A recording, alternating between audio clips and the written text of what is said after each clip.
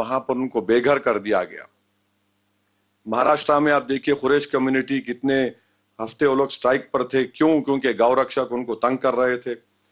कई हमारे देश के बड़े बड़े शहरों में मुसलमानों को घर रेंट पे नहीं मिलता रिलीजन की बुनियाद पे, और टारगेटेड वायलेंस होता है, चाहे वो खरगोन एमपी में हो या संभल में हो। यकीनन ये बहुत डिफिकल्ट टाइम्स है।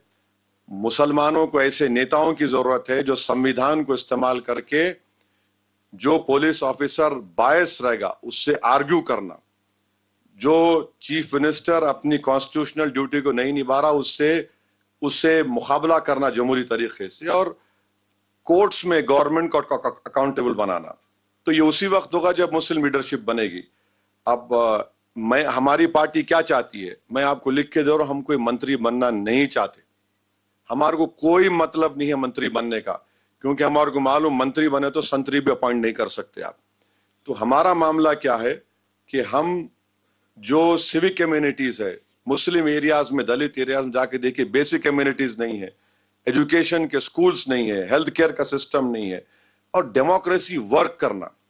अगर डेमोक्रेसी वर्क नहीं करेगी तो फिर ये बड़ा एनार्की और केओस इस देश में होगा।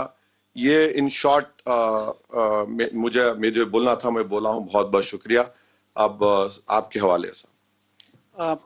आता पत्रकारांनी प्रश्न विचारत, सुरुवातीला आपण स्वतःचं नाव सांगावं, ओळख करून द्यावी, नंतर प्रश्न विचारावेत आणि एक एक करून प्रश्न विचारत अनेकांना प्रश्न विचारायचे आहेत, तर तेवढं लक्षात घ्यावं।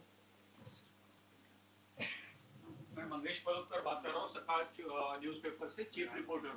बैठ के बोल आराम से। बैठिए ना, बैठिए।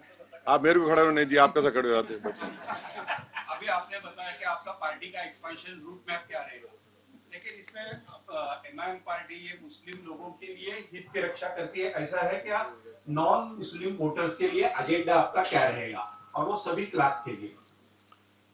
देखिए, कोई भी पॉलिटिकल पार्टी जो रजिस्टर होती है इलेक्शन कमीशन ऑफ इंडिया में, आप ये बोल के रजिस्टर करते हैं कि आप भारत के संविधान पे आपको भरोसा है।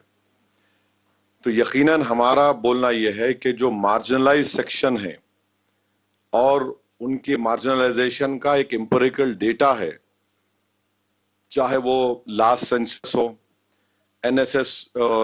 एनएसएसओ के स्टडीज हो, तो हमारा बोलना यह है कि इन मार्जिनलाइज सेक्शंस को हमको ऊपर उठाना है, उनका सोशल प्रोग्रेस होना है। और भारत के संविधान में राइट टू इक्वालिटी जो है, वो इक्वालिटी क्या बात करता है? वो इक्वालिटी सब्सटेंटिव इक्वालिटी की बात करता है। अगर कोई दौलतमंद रहे और आप बोलेंगे इक्वालिटी, तो ऐसा नहीं होता। सब्सटेंटिव इक्वालिटी के लिए हमको कोशिश करना है। वही हमारे जो संविधान बनाने वाले हैं, जिसमें बाबा साहब अम्बेडकर हैं, उस सब्सटेंटिव इक्वालिटी को हासिल करना है। जो हमारे प्रियम्बल में लिखा गया कि लिबर्टी, जस्टिस, फ्रेटर्निटी, इसको हासिल करना है। तो जाहिर है आप एक्सक्लूसिव नहीं हो सकते, आपको इंक्लूसिव रहना पड़ेगा। तो ये हमारा मैसेज है।